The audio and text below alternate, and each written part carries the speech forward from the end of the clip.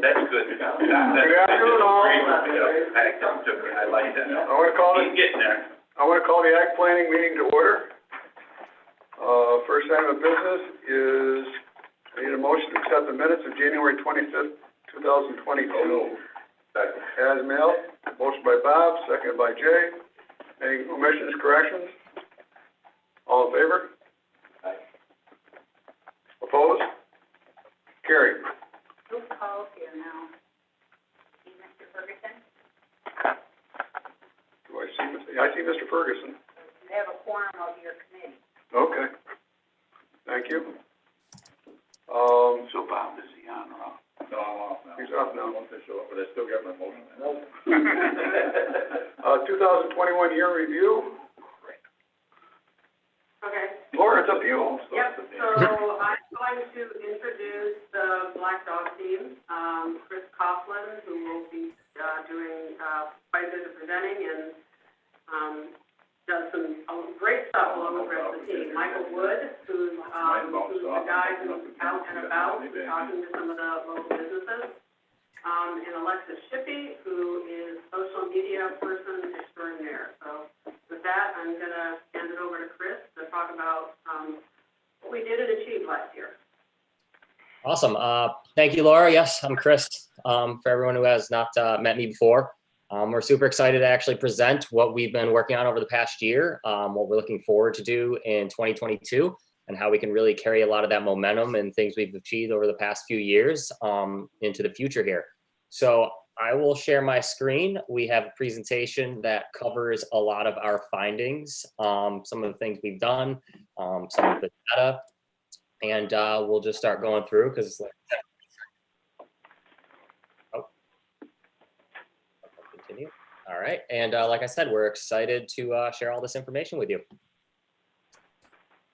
Awesome. So can everybody see my screen right here currently? Sweet. So the flow of this is we're going to go through some of the analytics, then some of the accomplishments, and then some of the goals and initiatives we'd like to tackle in 2022, and end that with the budget and what we're looking to do. So before we get too far into it, we did want to share a video that was compiled over the course of the last, say, 12 months or so at different towns, locations, businesses, as well as the county fair. And we think it's a very good representation of the totality of the work we've done and the image that we're looking to create for the county. So I'll begin to play this for everybody, and then we'll get into it. Are you ready? Ready to go? Are you ready? Ready for more? Are you ready? Ready for me? Ready or not, keep going. And I can't stop you. Ready for me? Oh my God.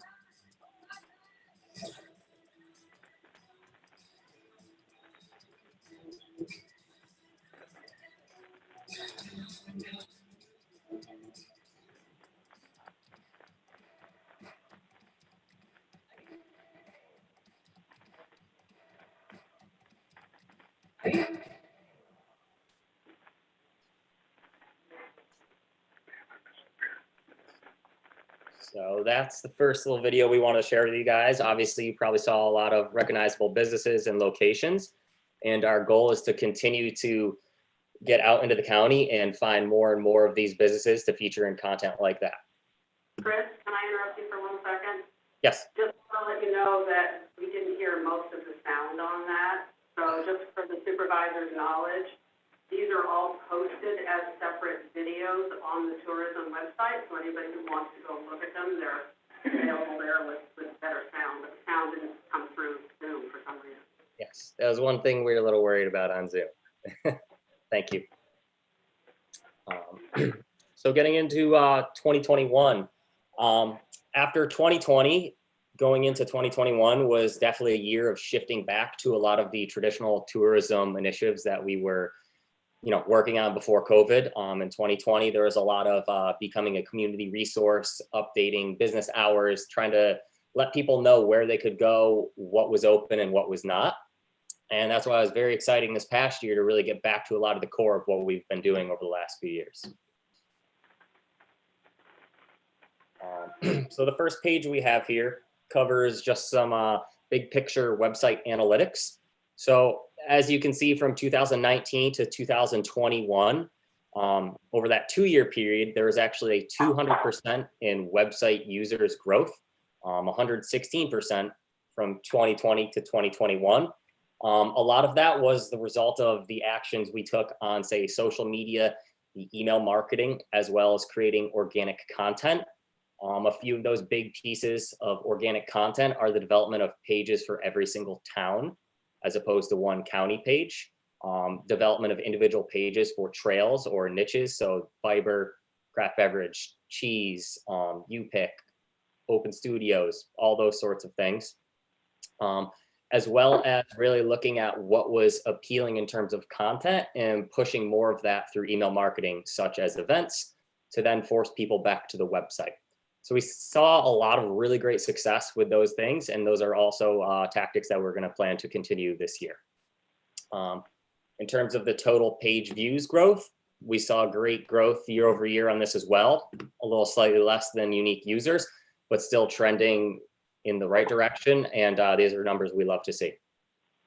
Chris, I just want to pop in there real quick. I think if you look at year over year, you see some good growth, but I think really what you're seeing here is when we let these initiatives start to really take hold and marinate over a longer period of time is where you're starting to see that success. So the longer runway we have to work with, the more all of this stuff that we're putting into place will pay off. Yes, definitely. We do have some testimonials just kind of sprinkled through here. We saw a lot of great feedback from consumers as well as businesses this year. Something that we love to see. We try to keep up and make sure they're responding to everybody. So as we're scrolling through here, you'll see some of these comments from, like I said, users, consumers, and businesses. So then website referral traffic. So this is a metric we really like to look at. It's pretty much telling us where are people coming from when they go to our website. So it's a good big picture view for us to say, all right, if we're focusing on XYZ, are people going to the website where they can learn more? So 55% of the referral traffic was coming from social media. We did have quite a bit of an increase in terms of the content we were putting out on social this past year. So that's really awesome that we're seeing people actually take that next step of viewing a post and clicking out to the website. The organic search, that's also an awesome statistic. Organic content is not a run an ad, click on it, immediately someone goes to the site. This is more of a long-term play of developing, say, a blog or a page for each town, for example, like we did, or a trail.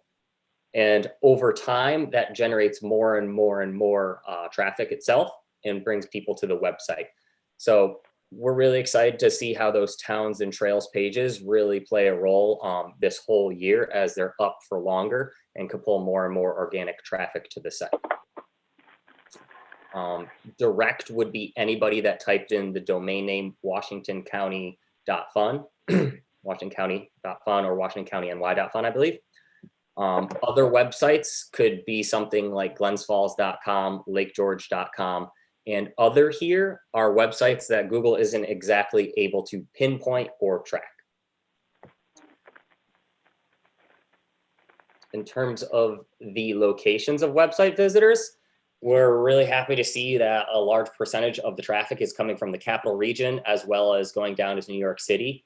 When we first started the campaign, a few years ago, there was a large focus on adjacent areas as well as population centers within, say, driving distance that would come up for either a day or 2-3 days. And we've seen just that, which is really great.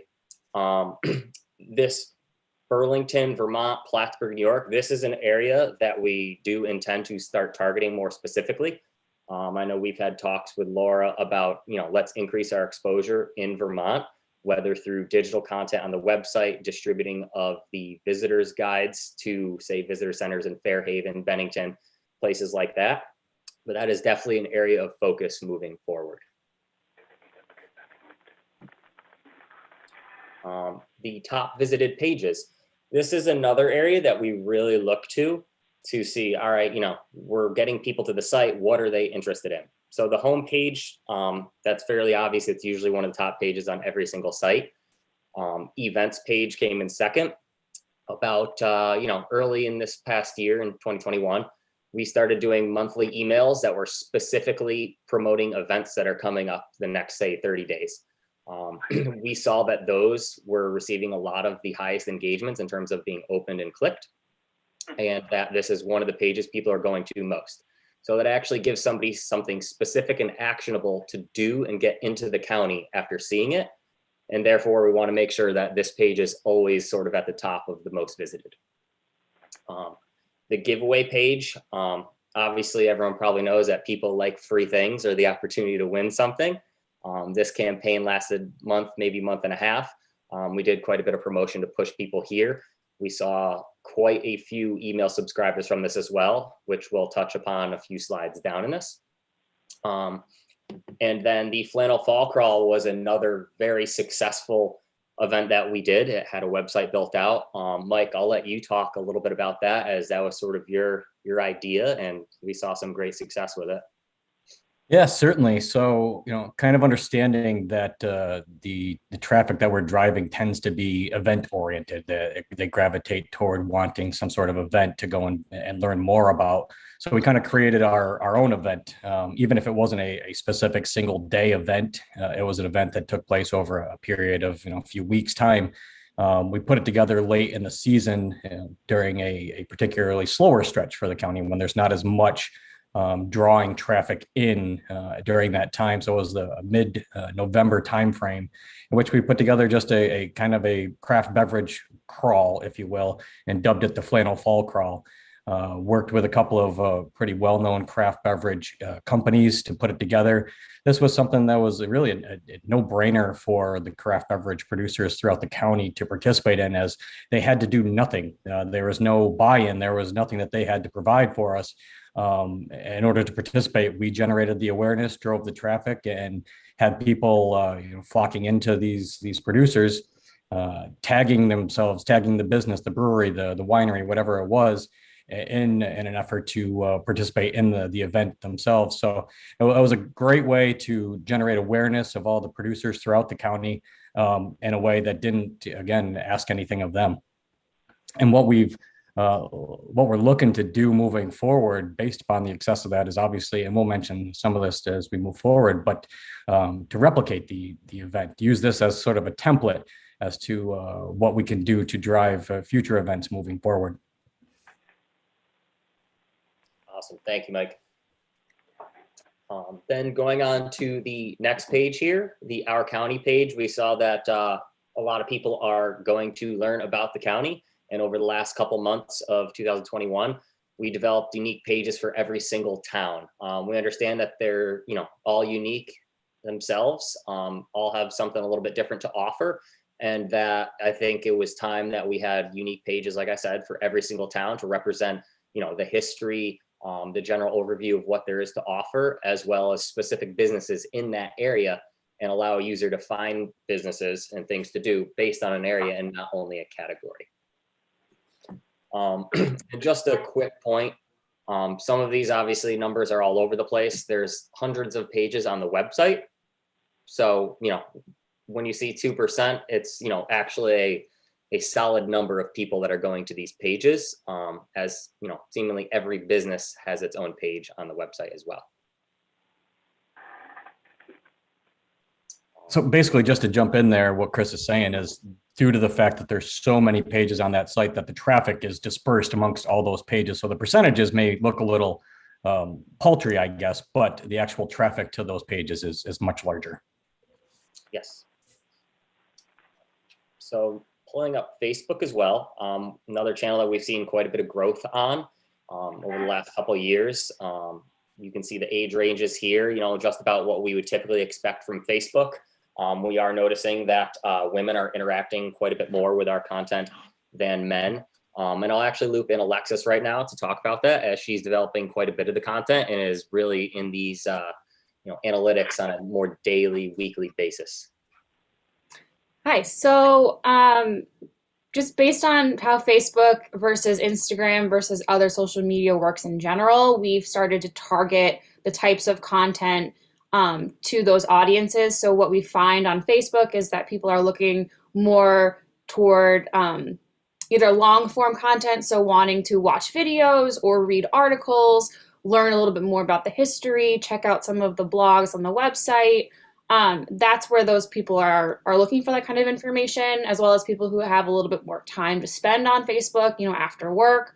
Versus on Instagram, which we'll get into in the next slide, is a little bit quicker, a little bit more high level content. People are looking more for inspiration. They're looking for beautiful photos. They're looking for delicious looking food or beverages. And those kinds of posts tend to do better on Instagram. There's also a slightly lower age range there. So people are looking at, kind of inspiring content and quick little blips of information rather than, headed toward spending a little bit more time on their phone or on their computer, which is what we see on Facebook. So that growth we can see, happening year over year. If people are coming to our Facebook for that kind of information, it's mirroring what we're seeing on the website, people looking for events, looking for things to do.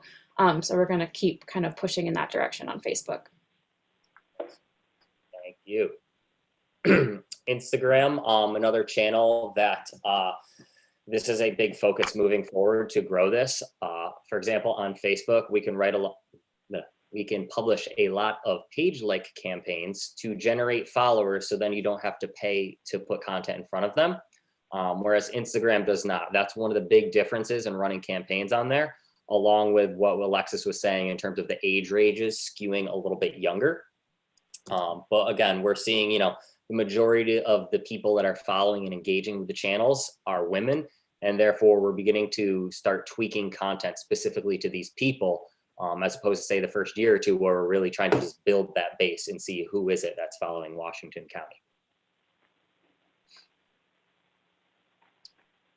County. And then here, just kind of reaffirming that people are looking for things to do in the county. The three, say, top social posts in terms of the most people reached or seen, the most clicks to learn for more information, and the most likes were all related to an event. This first one here was Jacko's Corner, their opening. Then the middle was the antique fair. And then to the far right was the tour of the Bat and Kill. So again, we found a lot of really great success in giving people something specific and actionable to go do, as opposed to saying, hey, we're Washington County, we're great at XYZ, and then making a user try to look for more as to, hey, is there something for me to come do this weekend? And email marketing, again, a couple of the top campaigns are event-based. Valentine's Day was a highly successful campaign as well. We saw 34% growth in email subscribers, and a large portion of that was from the holiday giveaway we did this year, where someone entered to win a weekend stay with money towards activities and restaurants and things to do in the county. And again, this is something we would love to continue year over year, as we're seeing a lot of people are very interested in subscribing through these contests. Then we have just a nice testimonial from Betterbee. They were on our email marketing list directly for businesses, where we're giving them tips, updates, asking them for content, whether it's an event, photo, or video. That's sent specifically to them, and that's different completely from the regular consumer emails. So while this list is probably much smaller in terms of businesses versus consumer subscribers, we generally do see great engagement rates on the business emails. And then we want to get into some of the accomplishments that weren't necessarily a number or a stat that can be represented, because we do feel that a lot of these have just as much, if not more, value than sometimes saying, hey, 100 people went here and clicked. So one of the biggest things is we were really able to start developing a robust photo and video asset bank. As you saw in the beginning, that was taken from everywhere from Fort Anne to Whitehall. We got out to Granville. We got to the Washington County Fair. We got to a lot of places throughout the county, and we're really starting to get a lot of authentic assets that'll help us best position the county moving forward. With those assets, we began to build out the YouTube page. I want to say there's 5 or 6 videos on there now. And our intention is to continue to build this stuff and continue to add to YouTube. And that would actually be another channel that we can begin to run ads through as we have this video content. And that is a even younger audience and demographic we see than Instagram. So then we're really starting to get the whole spectrum of, people that might be 20 years old all the way to people in their 60s. And we think that's very important moving forward to make sure that we're not ignoring younger audiences, because as they grow and get older, we want them to already be interested in Washington County. The trails that we developed, so these were, Cheese Trail, Arch Trail, or Open Studios Trail, antiques, history, you can see them here, ice cream, beverage, fiber, craft beverage, maple. We developed a unique identity, sort of a logo badge that works in sync with the Washington County brand. We then developed rat cards, which can be provided to any business that is a part of this trail. And we also developed a landing page for each of these. So it's something specific, a sort of niche that a user could go find. These rat cards, for example, kind of represent the county's offerings in this area as a whole. There's no specific information on them. It's just a QR code. So we just have to keep the website up to date. So as new businesses come and go, these rat cards don't become out of date. We just maintain the website, and we can continue using these rat cards at these businesses' locations. We also developed unique pages, as mentioned, for each town in the county. We feel that's extremely important to show the uniqueness of each, to show businesses in an area as opposed to just a category, and just another way to help users learn more about each and every town in Washington County. Another thing that was really awesome this year was sort of reestablishing a relationship with the fair. I know there wasn't really a fair relationship the past couple years in terms of our efforts and what we were doing.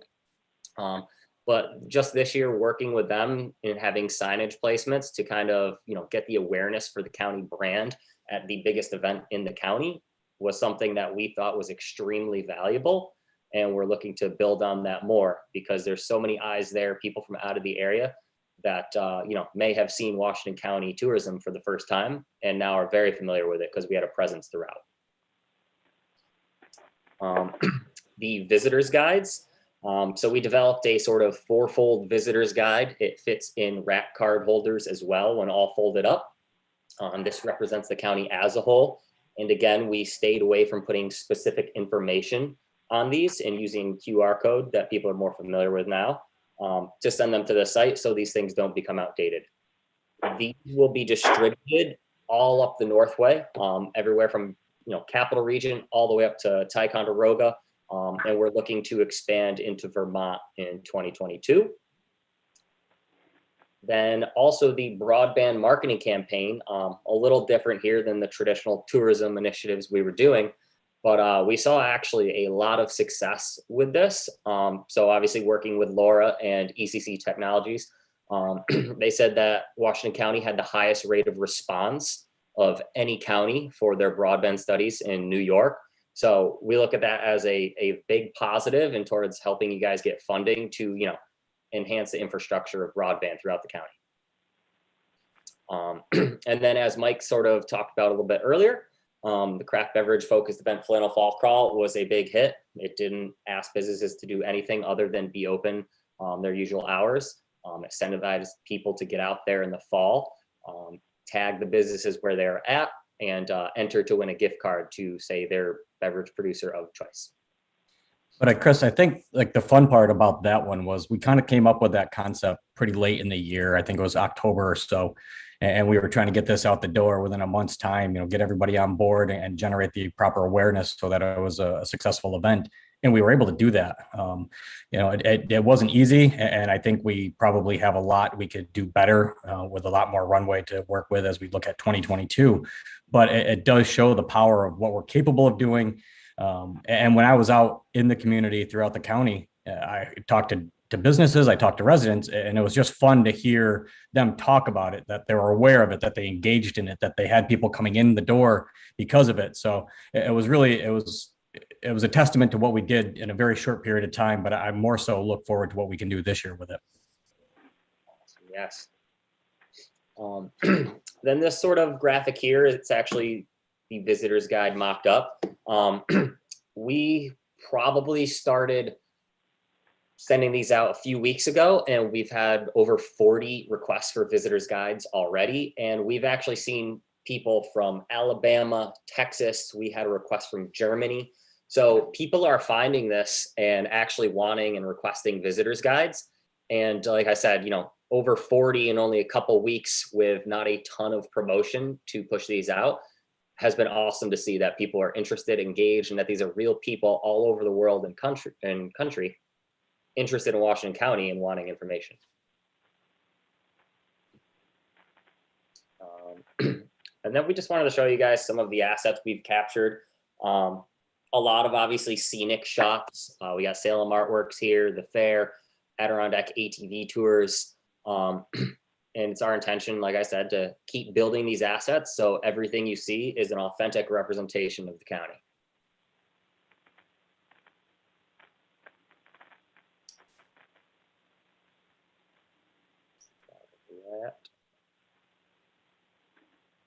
So now we're going to start looking forward towards 2022 and what we're, you know, hoping to do for the rest of this year.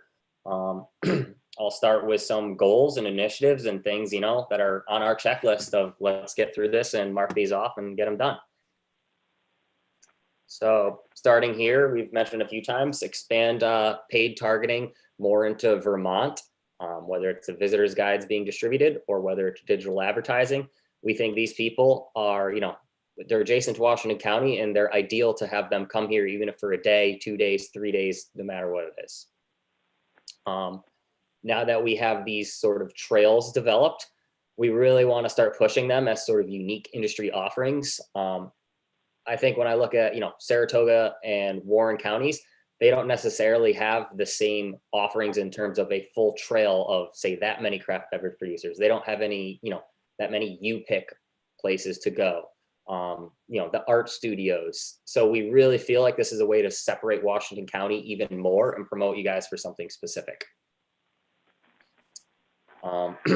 Then also continue to create content to promote county-wide events. As you know, pretty much every digital metric we're looking at, events, pages, emails, and content seems to pop up as some of the best performing. And then Mike, I'll let you take these couple because I know you've been really engaging with a lot of business owners out there as well. Sure. As Flannel Fall Crawl. So obviously some of you attended the meeting of the minds that we brought back in June of this year. Our initial intent was to have a later event also this year. However, the flare up of COVID kind of late in the year prevented us from really putting that together again. So for those of you that were at the Hicks event back in June, you know, thank you for coming out. We enjoyed being able to bring it back.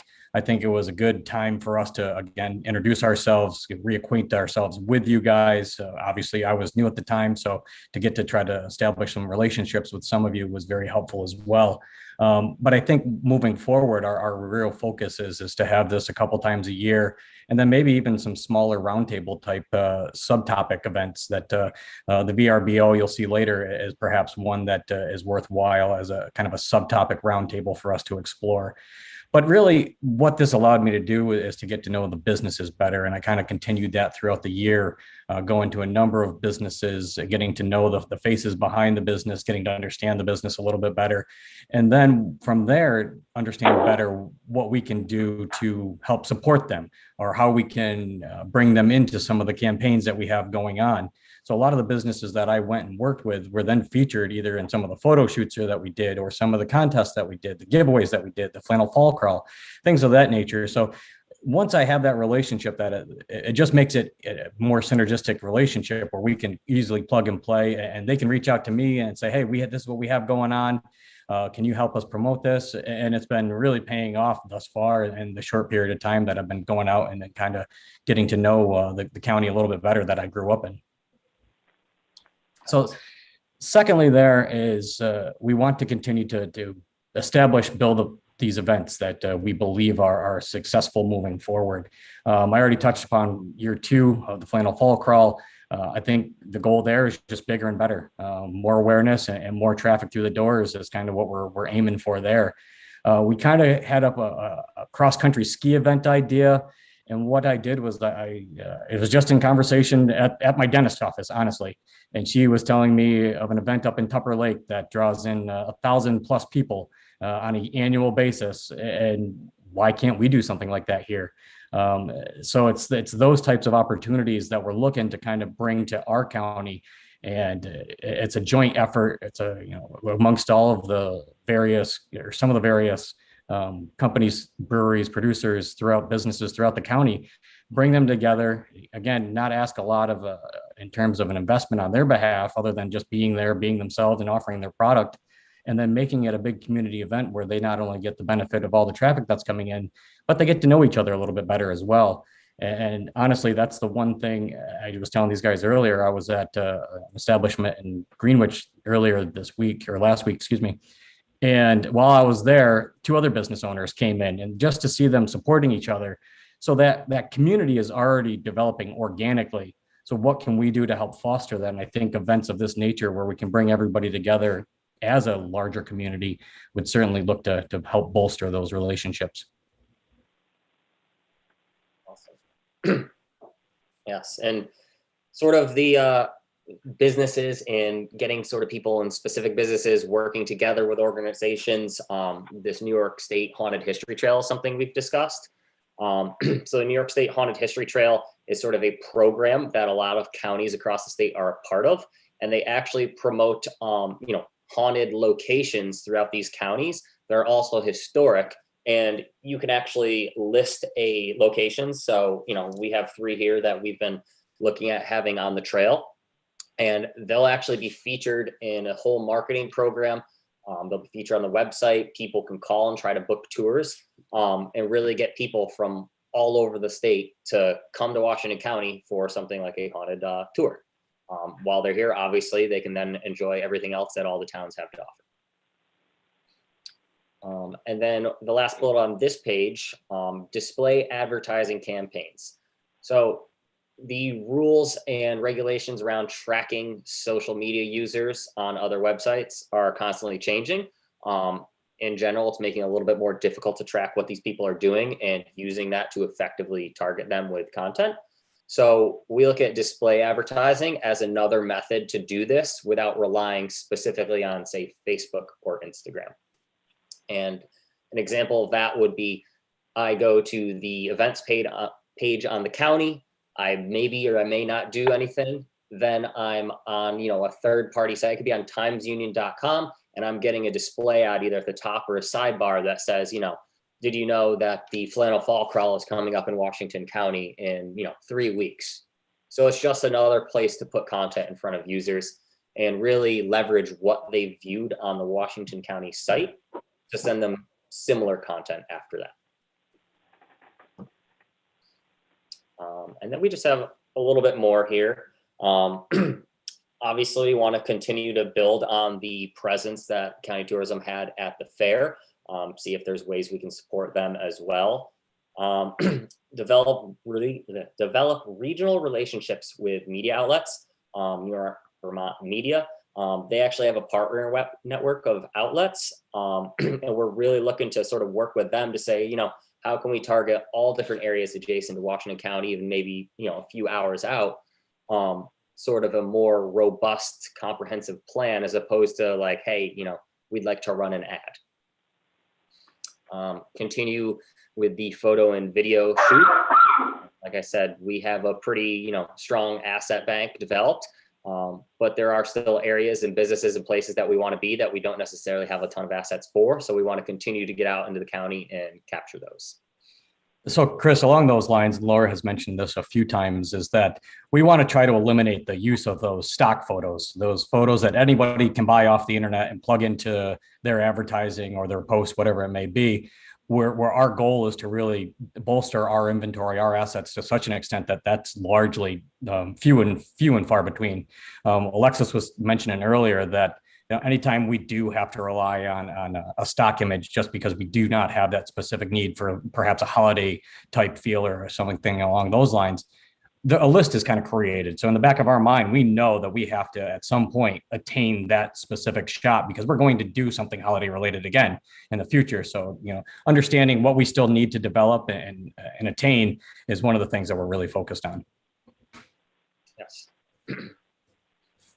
And along the lines of capturing that content is to further build the YouTube presence and begin to actually promote this page. Like I said, it will start to target some younger consumers than what we're seeing on Facebook and Instagram.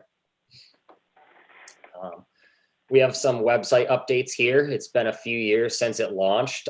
We feel that the SEO on the website could probably use a little bit of updating just to make sure that it's, up to date with the most algorithms that Google is looking for, and that we're constantly making sure we're trying to maximize, the pages that are on the site right now.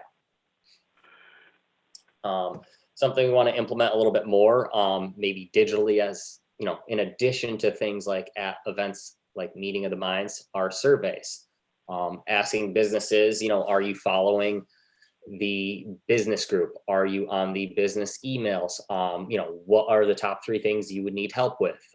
These are a lot of questions and things that we went over in, say, the Meeting for the Minds. But we do feel it's important to sort of be consistently gathering this stuff, and that we want to try to maybe more actively do this digitally as well. Then lastly is to sort of support lobbying efforts to collect occupancy tax, specifically for VRBO. Laura, I know you've talked with us quite extensively on this, that the state may be looking at changing legislation around this. So however we can support that, we 100% want to. Also making sure that hosts have collateral. So, is a VRBO or an Airbnb host aware of all the offerings in the area? Are they provided a visitor's guide to give to their guests to get them out? Are they provided one of the trails rack cards? Any type of collateral we can give them that helps them give a better, experience to their guests will increase the likelihood those guests will come back again. And lastly, support for those hosts who, potentially will help drive the impact of collecting occupancy tax from VRBO in the future. I think we mentioned this, sometimes there's issues with, the Hadlock Pond rentals, people, not very happy about how things are being promoted or the groups that are being brought in. So how can there be sort of a support group for best practices, how you can maximize this while giving not only your guests a great experience, but also your neighbors? And just sort of almost a forum for these people to communicate and discuss, so that, everyone's on the same page. People coming into the area are getting an awesome experience, as well as the people that are their neighbors and, side by side with them.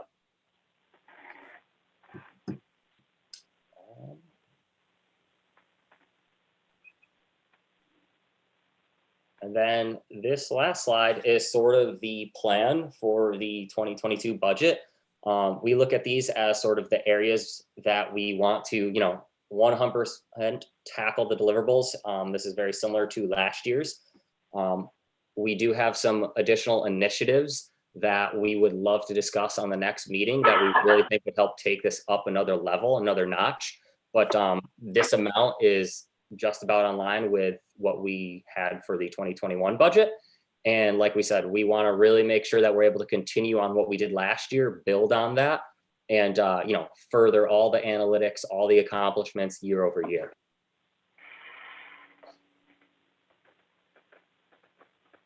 So Chris, at this point, I think what I'm going to do is does anybody have any questions about the activities that happened during 2021, and then we'll move on to a bit of a discussion about the 2022 budget?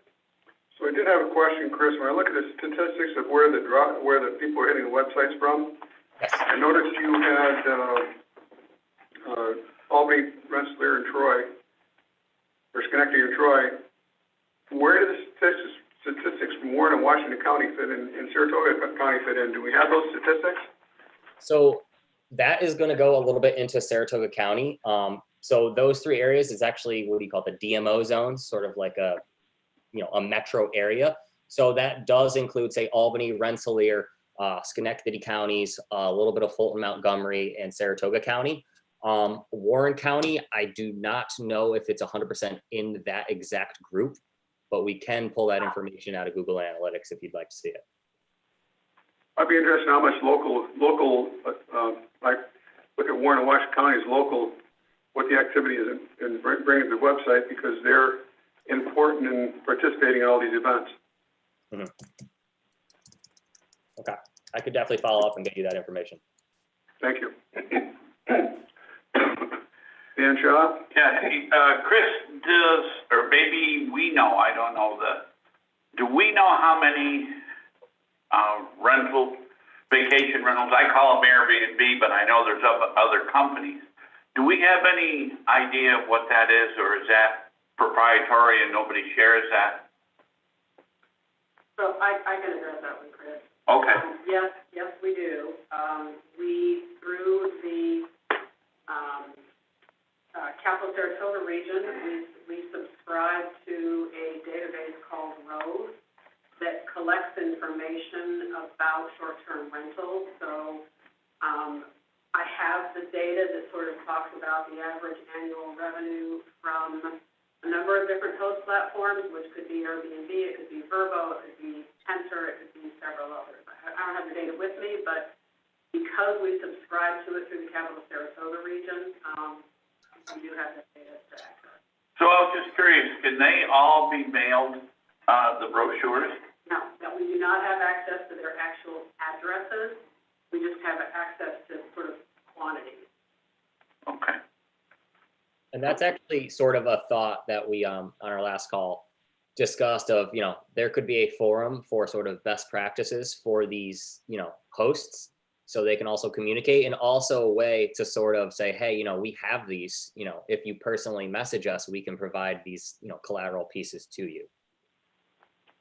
The reason I asked was that I have a vacation rental on Airbnb, and it's every time I meet somebody that's coming there, they all want to know, what can you do? What's going on in this area? Because they're up here basically to get to maybe as close as they can Lake George without paying Lake George rental prices. And I'm going to get, and I know about this, so I'm going to get brochures and I'm going to keep them there at the location. And it's too bad we couldn't somehow access that data or somehow communicate with these rental owners to get that information to them. Just a thought. So Dan, just so you know, so I believe everybody should have seen these by now. Oh, you can't use this on the camera. Anyway, the trails cards, which were thematically developed and different things to do in the county. So I put a set of them in all the supervisors' boxes. Yeah. And this will kind of come when we talk about the budget. We didn't have enough budget to print sufficient quantities to distribute in the same place that we're distributing the visitor's guide, but we have enough of them to give a bunch to each of the communities and distribute as you see fit, and depending on how popular they prove to be, which I'm expecting them to be very popular, we may end up wanting to reprint some of these. So the visitor's guide and these trails cards are the collateral that we have right now, so that if somebody wanted to put them in an Airbnb, talk about how you find out what's going on in the area. We have that now. Future programming we might end up coming up with more things to distribute, but that's what we have available now. Thank you. Dan, just real quick to further address that, one of the things that we did discuss on that call that Chris mentioned is maybe doing a little researching, a little data mining to figure out who some of the larger VRBO owners are throughout our area, creating that forum where we can connect with them and start to establish that relationship. And then once we have that connection with them, give them the tools, the resources to help them market all the things that we have throughout the county to offer, so that all those people that are coming in for those overnight stays or those extended stays with us are well aware of the fact that we have a lot to offer them while they're here. So it's going to take a little bit of time to develop who those people are and figure out that process, but it's perhaps worthwhile to make the investment. Good. Any other questions or comments? Dave? Yeah, Dave, this is Sue Clary. Sue Clary, yes. First of all, I think that your cards are terrific. I got thinking about them and started laughing because I think a great one would be Sweet Dreams. We have beds in Washington County for the Airbnbs, because that's always been the issue is we don't have any beds. Well, we do have beds, and we've had beds for the last 5 years, and I used to take our McCarty's Barn cards and put them around to our local Airbnbs. And I could always tell when they were out because people didn't come.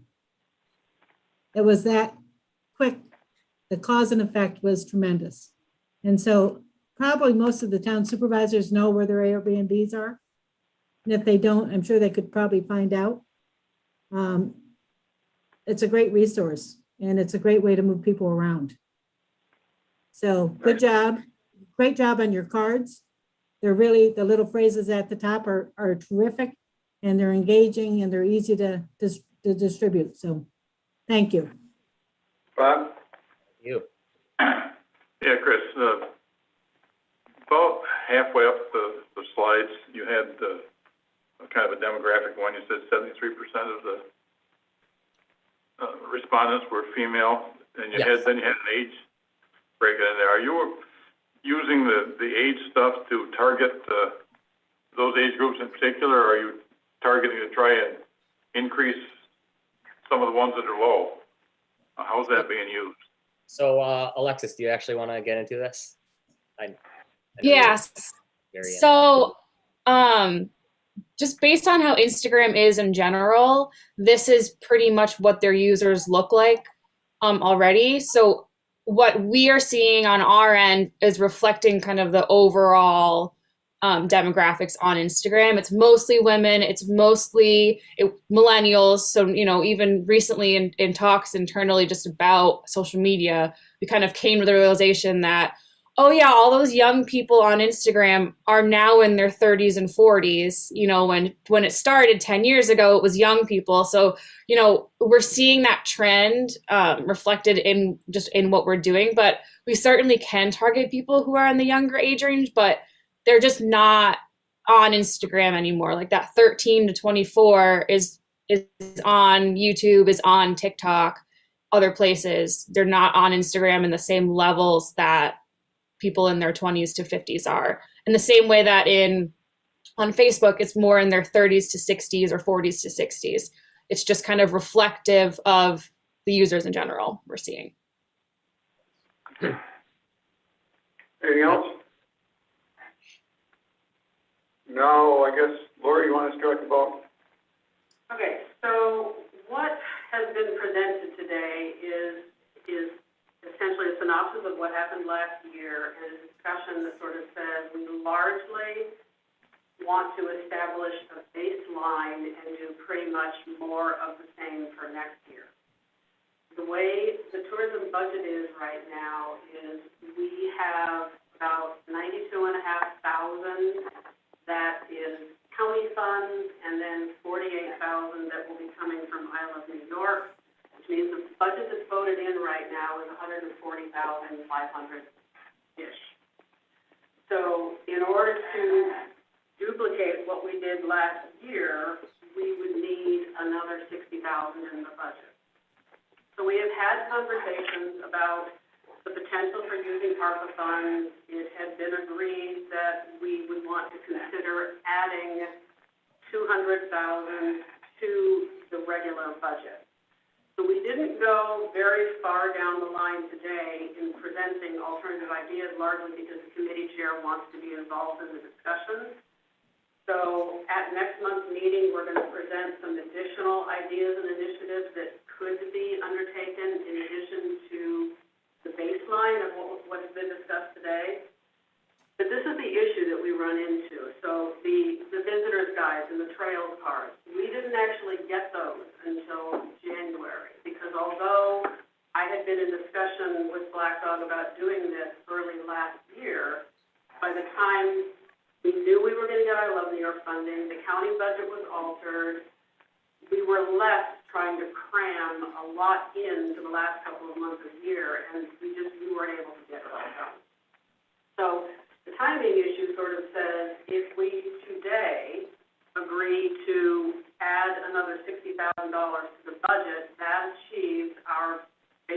budget and allows Black Dog to have the necessary lead time to do the planning to get everything done.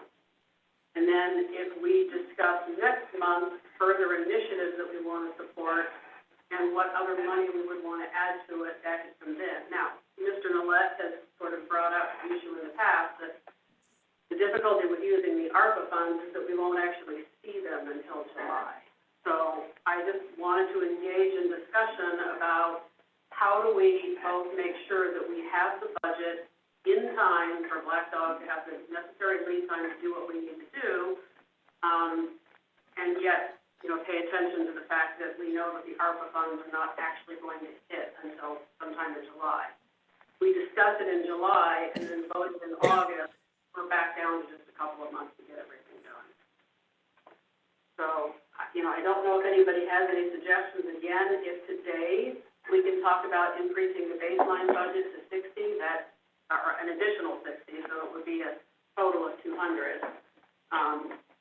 Further initiatives, it could end up being what we do for the rest of the year.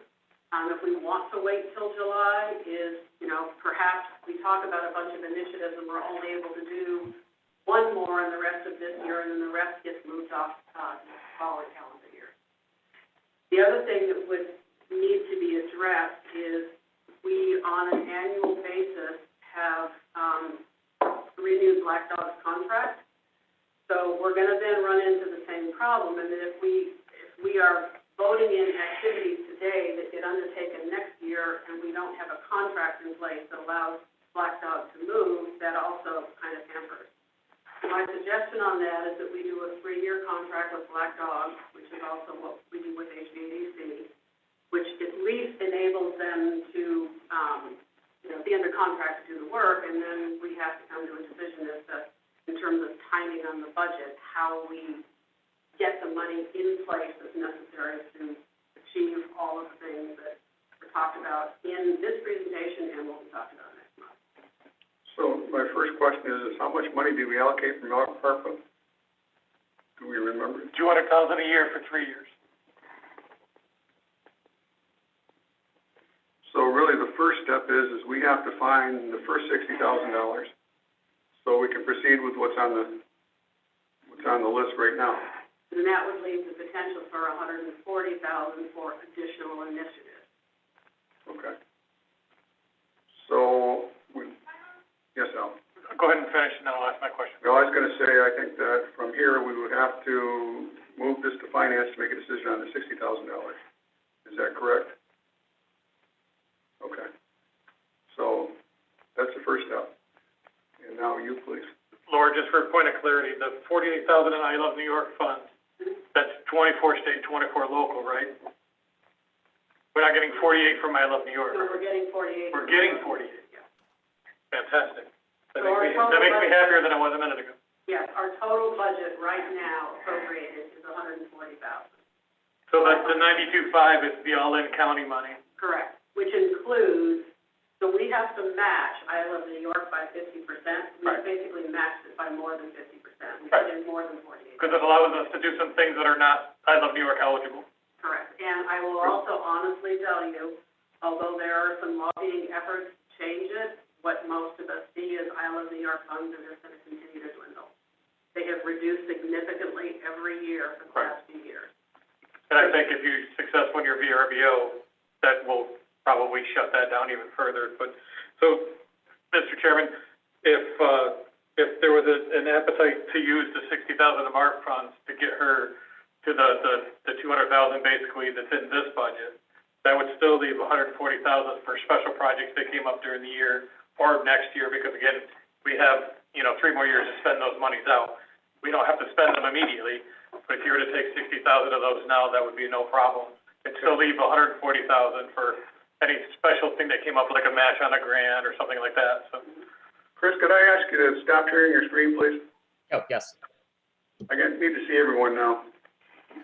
So, I think the first step is $60,000, and subsequent conversations will bring up other ways to do that. So I would entertain a motion for the $60,000 to move to finance for approval out of the ARPA funds.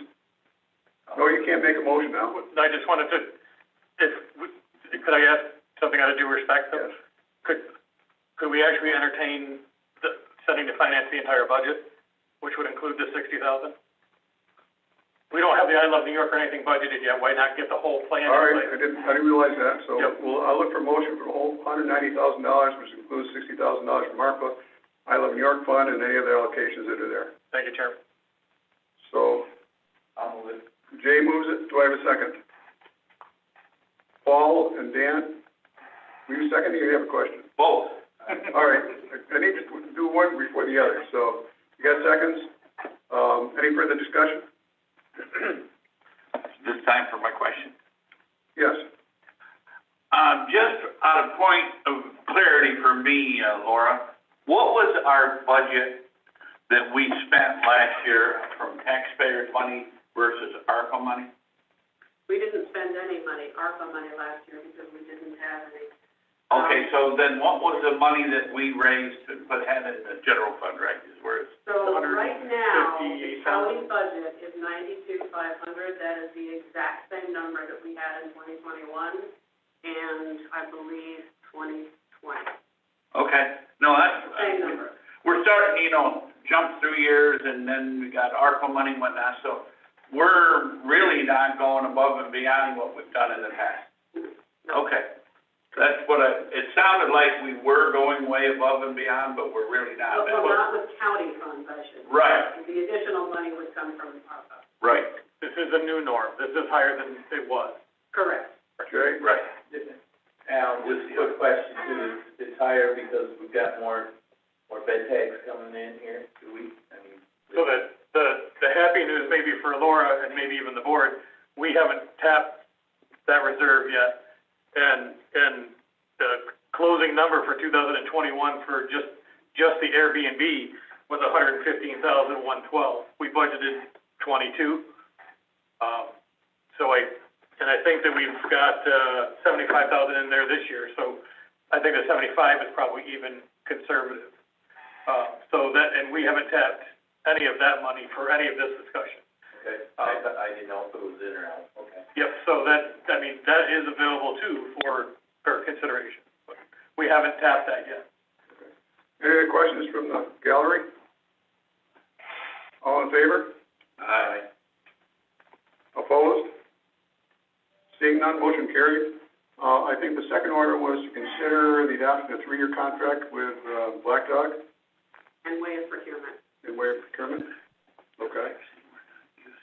So, I would like to entertain a motion that we do a 3-year, consider a 3-year contract and recommend that to finance and the full board with Black Dog and wave procurement. Do I have a motion on that? Paul Ferguson, do I have a second?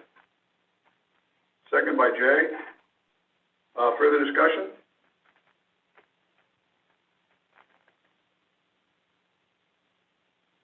I'm shocked. All in favor? Aye. Opposed? Carried. Thank you, Black Dog. Thanks for your input and your work today. Next, Laura?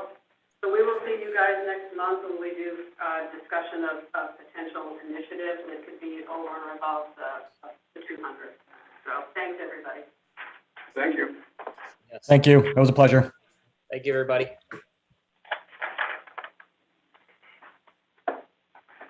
Okay, Laura, broadband update. All right, broadband, everybody's favorite subject. So a quick update on the NTIA grant, which, as you may remember, is that regional 5-county grant that was put in. That grant was supposed to be announced last November, but apparently what happened is NTIA got significantly more requests for funding than they had funding. They delayed it, and then in January, they literally put out a 30-question questionnaire to all of the applicants that everybody had to respond to. So that response just went in. I am hoping that we're going to have an answer on whether NTIA is going to fund the regional application, which includes several hundred addresses in Washington County. Hopefully we'll have it soon. As you all know, I I sent out a list of all of the unserved addresses that were identified based on an algorithm that looks at actual infrastructure and all structures and households that were within 500 feet of the infrastructure. So again, I want to reiterate, it wasn't perfect. I'm not expecting it to be exact, but from what I've seen, I do believe that list of unserved is fairly close. But we are still looking to sort of prove that out and add to the list anybody that should be on the list that is not.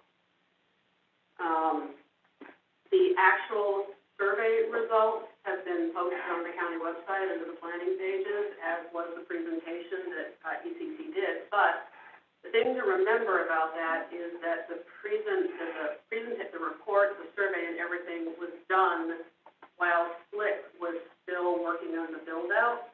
So if you sort of look at all of those responses, many of those people will be covered by the time Slick finishes their build-out.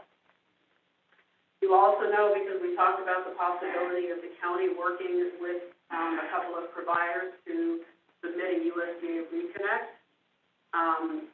Essentially, the program was found to be too burdensome by most. Spectrum may have put in an application that may have included some Washington County addresses, but they can't discuss it.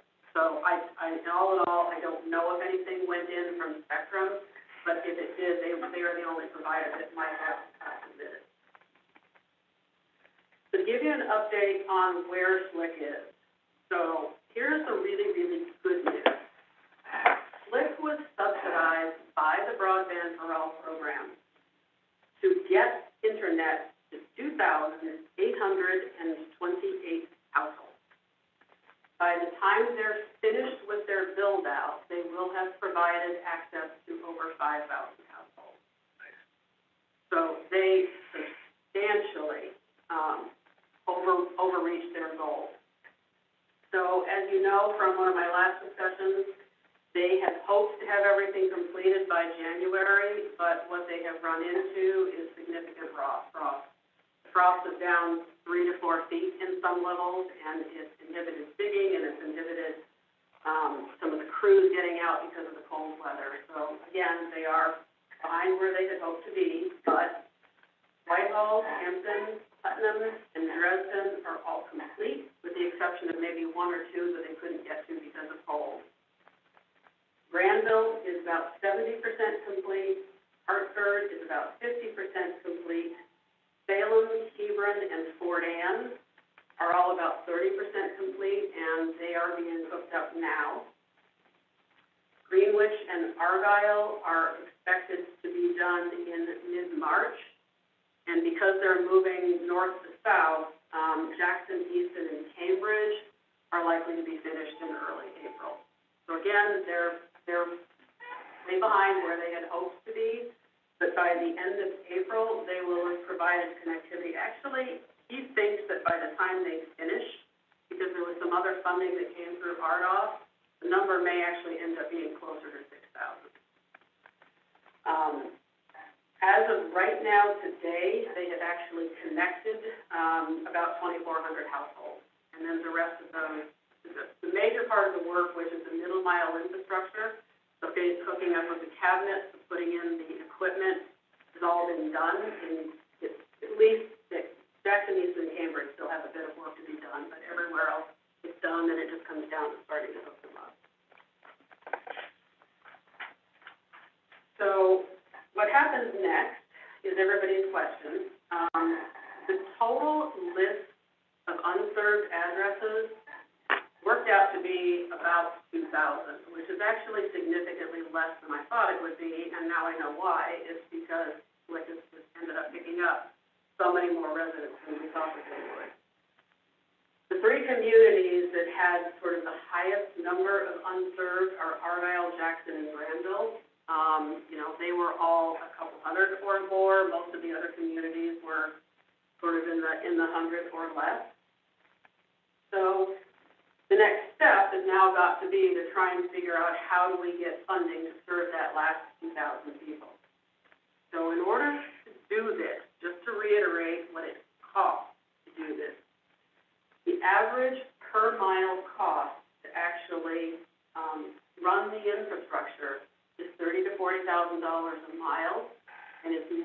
in some parts of the county. One of the things that is a significant impediment, and we've talked about this before, is the New York State taxes and fees. So in addition to the per mile DOT charge, where New York State Department of Transportation taxes any fiber that's run on a per mile basis, there's also a New York State real property tax and all of their cabinetry and equipment. And then there's also survey field fees that New York State DOT imposes, and there are monthly poll tax permitting fees that the poll owners implement. So to give you an example, we took a 1 mile stretch road in an area that had to have some cabinetry installed, 3 houses on the road. Between the real property tax and the poll fees alone, those were $360 per home per year. That's more than 50% of the revenue that the internet provider can charge to the resident.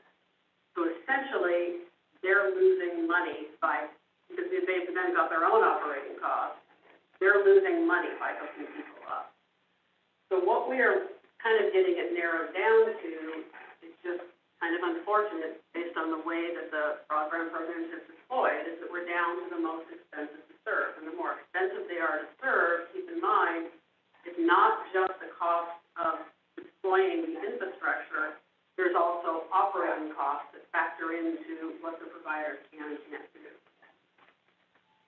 So you've all heard that there is federal money and state money coming out there. The $55 billion Build Back Better federal program essentially is devolving a significant amount of money down to the states.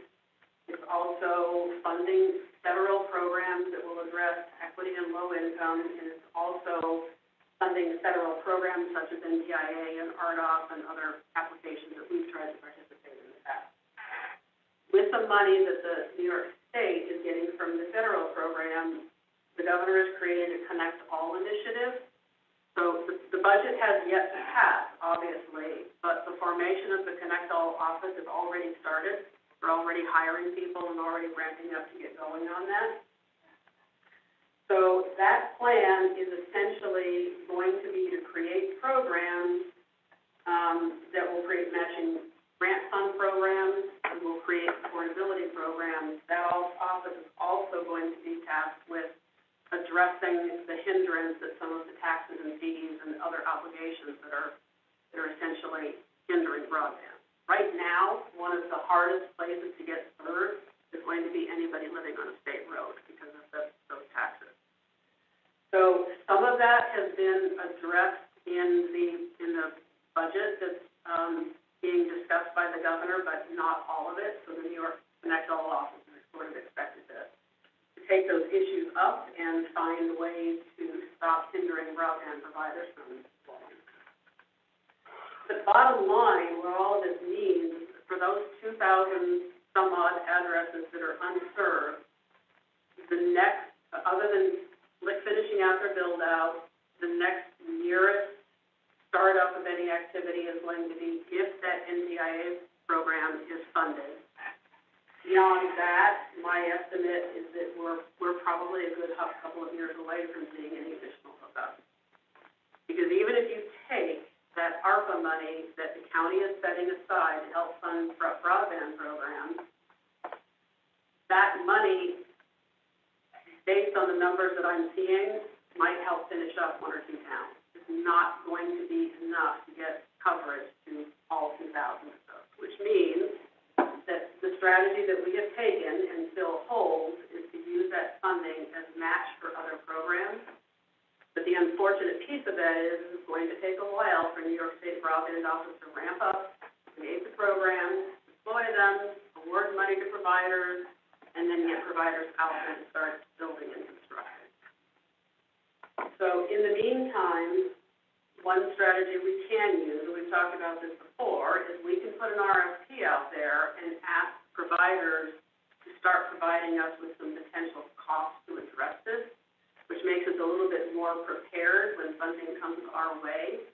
But unfortunately, with the money that we have, we can't get the last of these 2,000 thousand or so, or we have to wait for other funding to be available. So I guess my question to the board is, I am getting calls and emails from people constantly. And I would like to be able to put a consistent message out there as to what we tell people. Because again, we are in a position of having to wait for more funds to be available before there's much else we can do. I think that I'm one of the areas that has 20 households and 2.5 miles, and the actual quote that we got, because I actually talked to Spectrum to see if we could do something with them, was $660,000 for essentially 2.5 miles to finish my road up. I've heard from other places, not only in Washington County, but outside of Washington County, Warren County, and Essex County, Hamilton County, that number is not out of line with some of the numbers they got to do the last mile. So I think the message is that we have been programmed, and our people have been programmed and told that broadband for all was going to cover 100%. And now our customers, our residents have an expectation of why were they missed. Well, the broadband office said, you got HughesNet, you're all set. Unfortunately, HughesNet doesn't work in a lot of areas, especially my geographical area. So I think the message has to be is that we're working hard to try and get funding, but funding sources are not available. Everyone has heard there's $1 billion, $2 billion, $65 billion available for broadband. Why doesn't it come out?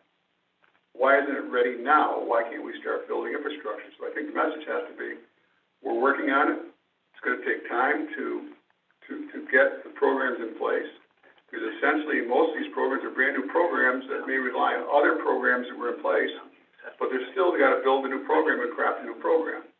And if you look at Broadband for All by going to a different office, they're essentially saying how they did Broadband for All really didn't work. Keep in mind, Broadband for All took 6 years from the time of the program that was announced, and by the time the last of our providers finish up, which is Slick, it will have been 6 years. I would really like to hope that it won't take anywhere near that time the next time around. The other difficulty is, keep in mind that we're down to, if you're trying to cover that 3-mile stretch of road in the middle of a build-out where there is other infrastructure near, you're down to the density of households that helps inform the cost not only to deploy the infrastructure, but we're also back to that operating cost problem, because if, for example, a provider has to put more equipment in, they're paying those New York State taxes. So those things have to be addressed at a state level before we're going to start to see providers that are going to be willing to participate in working on these last areas that need to be infilled. And I agree with you. I think that for 10 years I worked with Spectrum to bring service to Hampton, and their message has been along, yes, we can build it, but can we afford the operating fees to keep it running? And I think you got to remember that's one of our most important things. I think with Slick, the benefit was that they also got 10 years worth of operating assistance, not fully, but got operating assistance to keep them, to maintain those, maintain the infrastructure. So I think the message has got to be, listen, there's funding available, yes, but there is time to put programs together, and that time's not going to be in our favor. And I've delivered that message to about 24 residents consistently over the past year and a half. It's a hard conversation to have when they look right across the street on a town road that says, there's infrastructure right there, why can't they build it out? Well, I've even gone as far as saying, I know who owns most of the farmland along that stretch. I will go to those landowners and say, listen, would you allow them to bury the cable and get it out of the state right away? And they looked at me and said, well, they didn't look at me. They said, the problem is the state's going to require the surveying. They're going to require these charges, and these charges, so we're really not saving that much. The other thing about that is that as a provider, kind of go back to that three houses on a 1-mile road, those operating costs are predicated on all 3 of those houses signing up and paying a monthly fee. What if only one of the 3? So the providers all have metrics that make an assumption that 100% of the households that you have are not going to sign up. So they're all going to have a metric that says, what do I need to believe my take rate is going to be? Is it 80%? You know, where is that break-even point for me where I have to feel confident I can get at least X percent of households to sign up, so I know I can cover my monthly operating costs. In addition, there's a misperception that because you're in an address which is quote served, unserved, or served, if you're half a mile off the road, you're not gonna pay to put all the way up. You're gonna have to subsidize some of the cost. I think with Spectrum, they'll go 400 feet. I think Flick told me 300 feet, but I'm not sure of that. That's correct. But, you know, the problem is that it's X number of dollars, $1,000. I've worked with a couple of people that if I approached Spectrum and said, listen, talk to them, you're willing to do the digging if you provide the cable. They will work with the customer on that if you can find your own way to plow the thing. And I've worked a couple of people successfully in that where they did get the cable. They did plow it themselves, they did bury it themselves, which relieved the cost on people. I think the message is that we need to come up with a message, a positive message, as much as we can make it positive. I don't want to be the harbinger of doom here. I mean, we've been working on this a long time and we've made a lot of progress, but and I understand this personally because I'm one of those people who is still left out. And to hear that it's going to be a while, it affects your ability to do business, to do homework, to get medical care. You know, it's a hard thing to hear. It's hard for me to look at some of my landowners who are the biggest taxpayers in the county, look at them and say, I don't have broadband, why don't you give me broadband? Well, then I sit down, I run some numbers, well, here's what's gonna cost. Am I gonna raise taxes for that? Am I gonna raise taxes by $300,000 to provide you broadband? You get strung up? Yes, Al? Laura, is there any currently viable satellite solutions that avoid the infrastructure hurdles that you're facing in those 2,000 households? Because with $3 million that we've bantered around on the ARPA funds, that is roughly $15,000 a household for those underserved that we could, you know, potentially work with those underserved to maybe help them through a different solution if there's a viable one yet available. So I will tell you that I've had a couple of my residents go to Starlink. They've been raving about it. Starlink is Musk's solution. Sure. I've heard nothing but rave reviews from them. The problem that most people find is to buy in, number one. Number two, to buy in for equipment is like $499. Okay. The second thing is that they have not been able to service as many areas as they want yet. I went and checked some of my own addresses in my town, coming soon in mid-March to mid-2022, so that's the issue. They're not fully deployed with their satellites yet. I have some of my residents that signed up for it, and they're being told that they aren't gonna get the equipment for 6 to 8 months if they're lucky. That's one big thing. But 6 to 8 months is probably better than 2 years. And that's why they're signed up for it. Sure. So potentially, to follow it up, Al, potentially if there's some way that we could get a hold of Starlink and talk directly to them to say, hey, we're willing to subsidize X number of homes, would they find a way to help do that? So I'm just throwing I out. guess that's kind of what I'm asking. Is there a way for us to partner with a different solution that doesn't have those hurdles for that hard to serve 2,000 households? Starlink's the only one I've heard of that's reliable so far.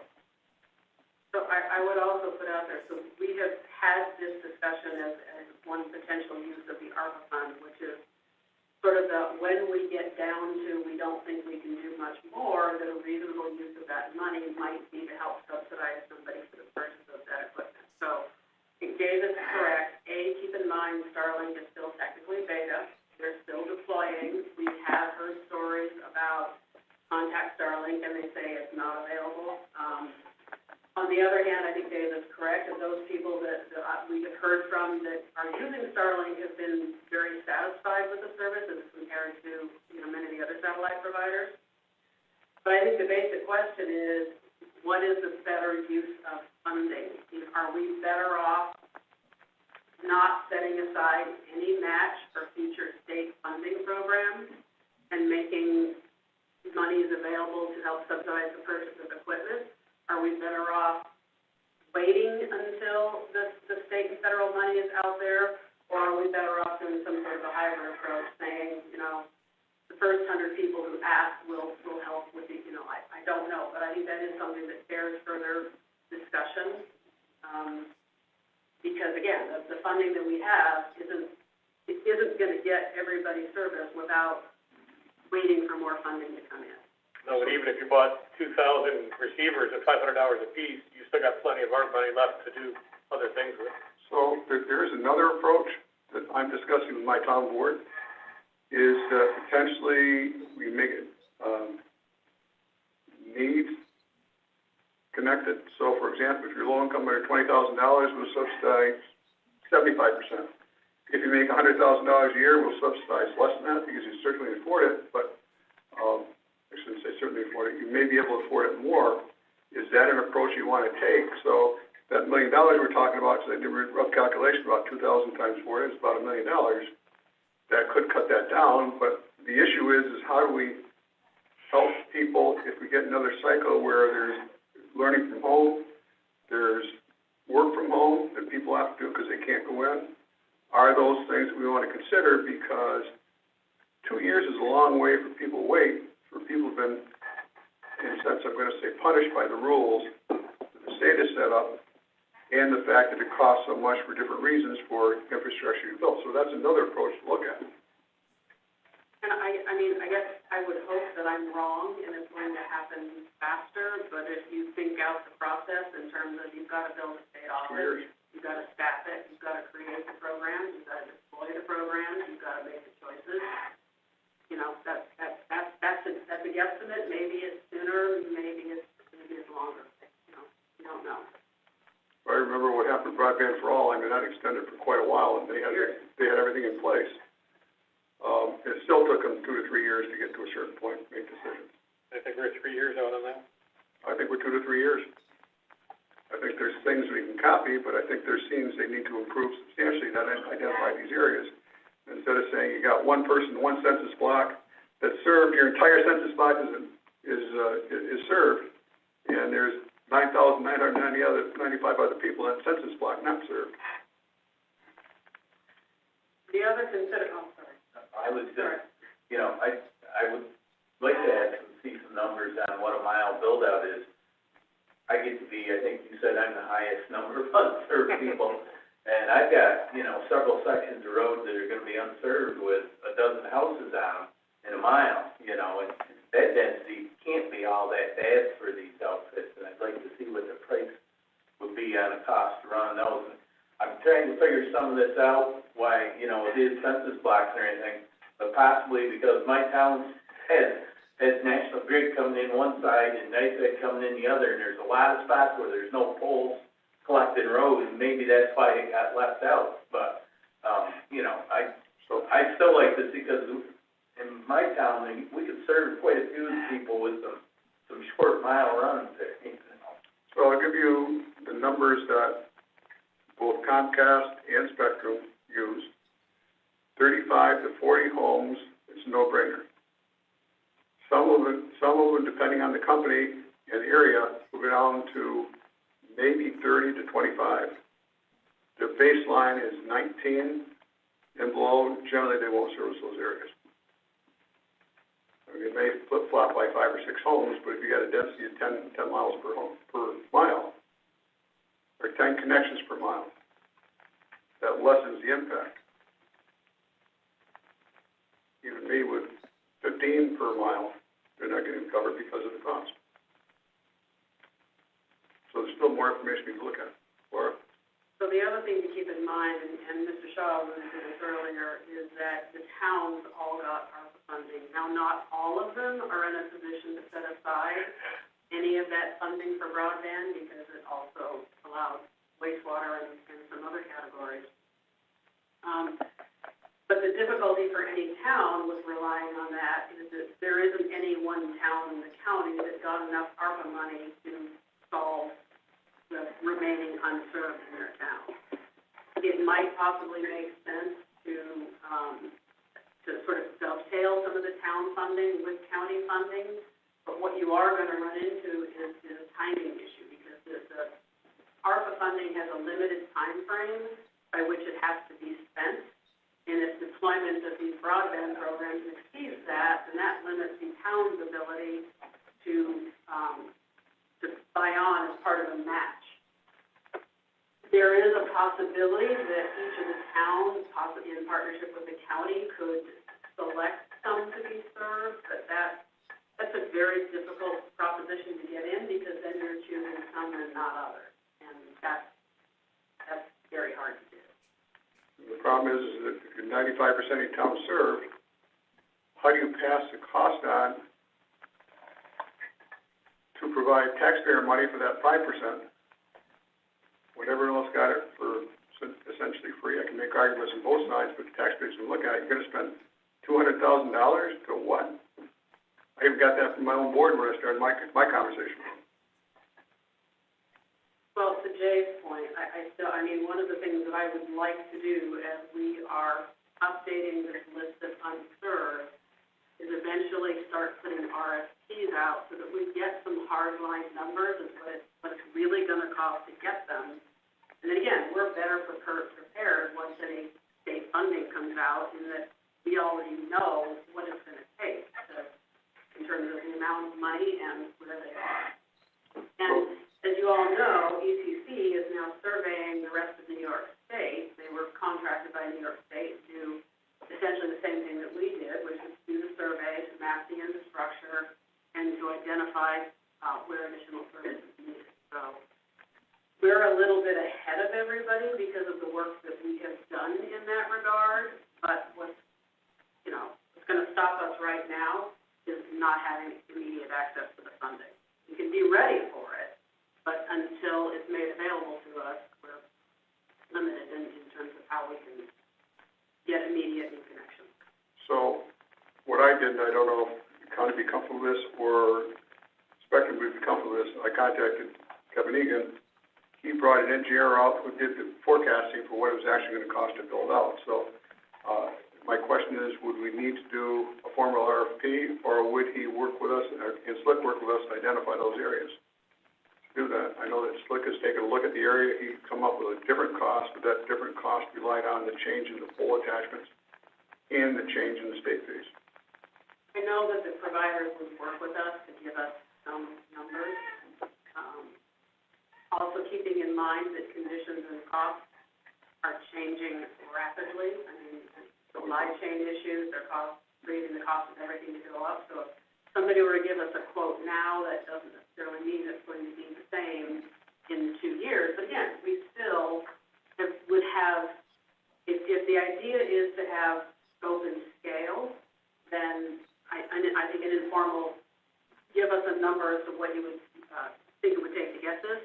And then perhaps when we get closer to funding being released, maybe we decide it's worthwhile to do an RFP, or maybe not. So back to your original question about developing a message, should we develop a message? Ask you to defer to your committee chair. Should you develop a message that we look at as a board and then pass it out to all the towns, so we have a consistent message going across? Just about. Dan? I'd like to share with everybody what the town of Beeson has done. I've been working with Laura. She's been very helpful. We've also met personally with the CEO, Kevin Lynch of Slick, who's been doing work in our town. And we have had a personal meeting with the CEO of Spectrum, which is Kevin Egan. And we've had phone conversations with Verizon, although we can't seem to locate who the person is that you need to talk to. We keep getting shuffled with Verizon. They're almost worthless as far as getting and sharing information. I can help you with that, too. Okay, great. But we got a response back. We asked Slick. They've given us now, we provided them with our information. We had a consultant actually travel the town and identify all the unserved. And we provided that to both, Spectrum, Slick, and to Laura. She provided to us with,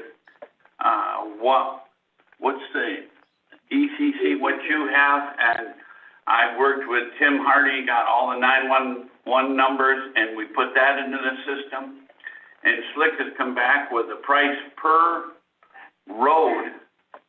We have it all laid out, and it's a total of almost $1 million, $970,000, to do total coverage in the town of Easton. And we're getting one from Spectrum, which they go by charter when you're dealing with the corporate level, but they're going to provide that very list two cost per mile and identify all the unserved homes.